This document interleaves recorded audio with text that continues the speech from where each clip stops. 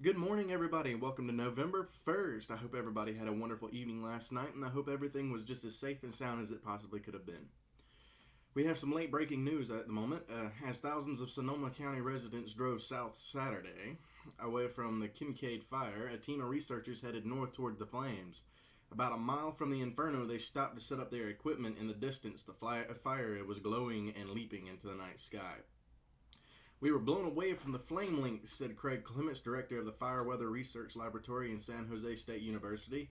I mean, just hundreds and hundreds and hundreds of feet. It was just crazy.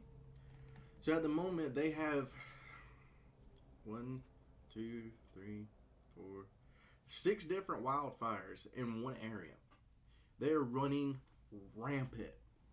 There's nothing stopping them from fueling themselves. There's nothing to put them out at the moment. It is just a never-ending cascade of fire at the moment.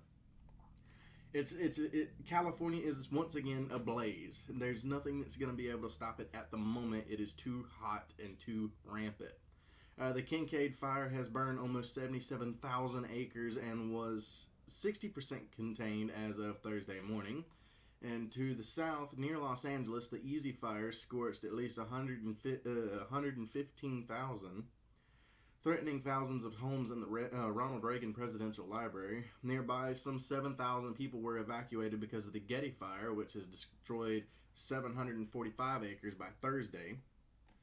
Wildfires now burn 5 times more acreage in California than they did in 1970, according to the research that's been published in March. Scientists have previously attributed more than half of the increase to climate change related dryness. In other words, the hotter it gets outside, the drier everything outside gets. It dies. It can't help it due to the heat. However, if you measure something and you get too close, you get scorched. Researchers found that out the hard way. Firefighters responded to Soda Rock Vineyards during the Kincaid fire in Healdsburg and suffered a fatality.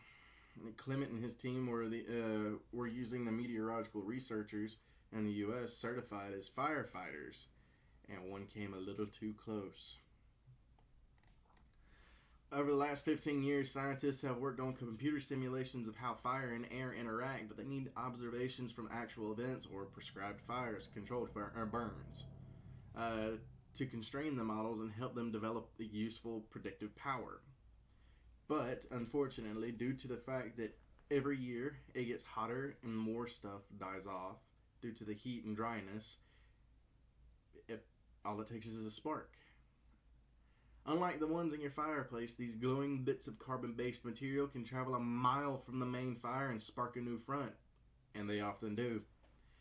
We don't know how to predict where embers are going to fall and how many will ignite.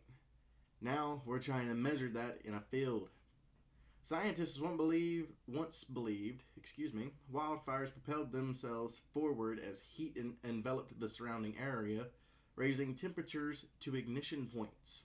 But heating alone isn't powerful enough to explain the conflagrations scientists have studied.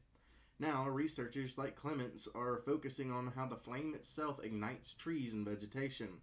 Once the surrounding area has already been consumed by the heat, the California wind drives fires, pushing air particles and debris forward. That's all we got for today, ladies and gentlemen. Please don't forget to follow us on Facebook, LinkedIn, Anchor, Instagram, Twitter, YouTube, and on TikTok and Snapchat. We hope you had a wonderful day and hope this was a great video for you. Bye-bye.